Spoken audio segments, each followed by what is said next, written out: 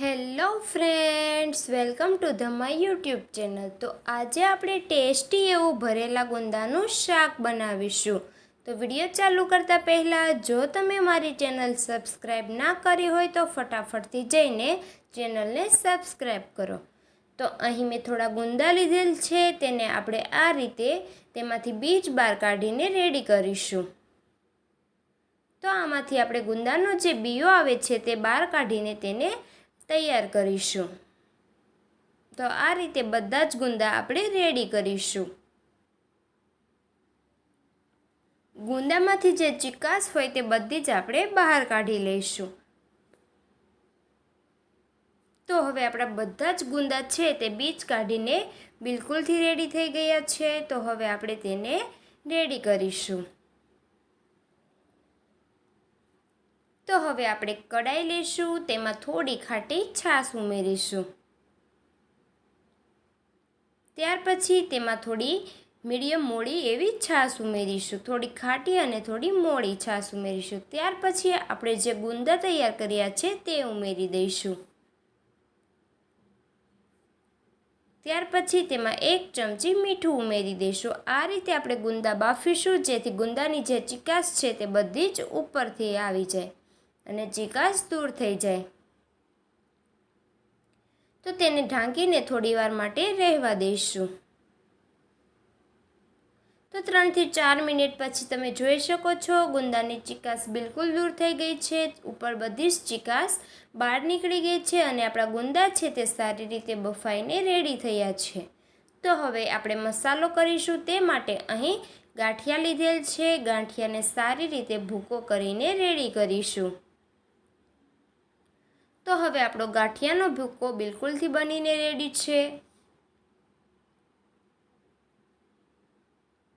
તો હવે આપણે તેમાં અડધી ચમચી હળદર ઉમેરીશું. ત્યાર પછી 1 ચમચી ધાણા જીરું પાવડર ઉમેરી દઈશું. ત્યાર પછી તેમાં 1 મોટી ચમચી લસણવાળી ચટણી ઉમેરી દઈશું. ત્યાર પછી હવે આપણે તેમાં 1 ચમચી મહાલક્ષ્મીનો ગરમ મસાલો ઉમેરી દઈશું. તમે કોઈ પણ બ્રાન્ડનો યુઝ કરી શકો છો. ત્યાર પછી હવે આપણે તેમાં 1 ચમચી ખાંડ ઉમેરી દઈશું. ત્યારબાદ હવે અડધી ચમચી મીઠું ઉમેરીશું. મીઠું પહેલાં બાફવામાં ઉમેરેલું છે તો તે પ્રમાણે ઉમેરીશું. હવે આપણે તેમાં 1 મોટી ચમચી તેલ ઉમેરી દઈશું. બધી જ વસ્તુ ઉમેર્યા બાદ હાથની મદદથી તેને સારી રીતે મિક્સ કરી દઈશું. તો આપણો ટેસ્ટી અને લાજવાબ એવો મસાલો બનીને રેડી થશે. તો ફ્રેન્ડ્સ, તમે જોઈ શકો છો આપણો મસાલો બિલકુલથી બનીને રેડી છે. તો હવે આપણે જે બાફેલા ગુંદા છે તે લઈશું. તેમાં આ રીતે મસાલો ભરીને રેડી કરીશું. તો બધા જ ગુંદાને આપણે આ રીતે ભરીને રેડી કરવાના છે. તો તમે જોઈ શકો છો ગુંદા ભરેલા છે, ત્યાં જ ખાવાની ઈચ્છા થઈ જાય તેવું ગુંદાનું શાક બનીને રેડી થવાનું છે.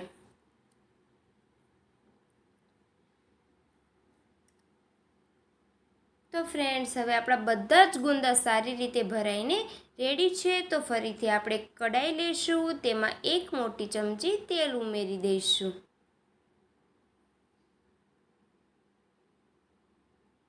તેલ ગરમ થાય ત્યાં સુધી અહીં આપણે સાઈડમાં ગુંદા ભરીને રેડી કર્યા છે.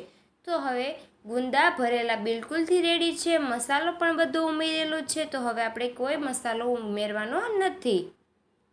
તો તેલ ગરમ થાય ત્યાર પછી તેમાં અડધી ચમચી રાઈ ઉમેરી દઈશું. રાઈ સારી રીતે ફૂટે ત્યારબાદ અડધી ચમચી જીરું ઉમેરી દઈશું. ત્યાર પછી તેમાં અડધી ચમચી હિંગ ઉમેરી દઈશું અને આપણે જે બાફેલા ગુંદા છે ભરેલા તે રેડી કર્યા છે તે ઉમેરી દઈશું. તેમને સારી રીતે મિક્સ કરી દઈશું. તો ફ્રેન્ડ્સ, આ શાકની રેસીપી ઘરે એકવાર જરૂરથી ટ્રાય કરજો. બાજરીના રોટલા જોડે આ શાક ખાવાની તો મજા જ પડી જાય છે. તો આ શાકની રેસીપી બિલકુલથી ઘરે ટ્રાય કરવાનું ભૂલતા નહીં. તો હવે આપણું ગુંદાનું શાક છે તે બનીને બિલકુલથી રેડી થવાનું છે, તો તેને 5 મિનિટ માટે રહેવા દઈશું. તો 5 મિનિટ પછી તમે જોઈ શકો છો આપણો રસો છે તેલનો તે બહાર આવી ગયો છે, એટલે કે આપણું શાક છે તે બનીને રેડી છે. તો તમને આ શાકની રેસીપી કેવી લાગી તે જરૂરથી કમેન્ટ કરો અને મારી ચેનલ ખુશી કુકિંગને લાઈક કરો, શેર કરો અને સબસ્ક્રાઈબ કરો, જેથી મારા અવનવા વિડીયો તમારા સુધી પહોંચી શકે.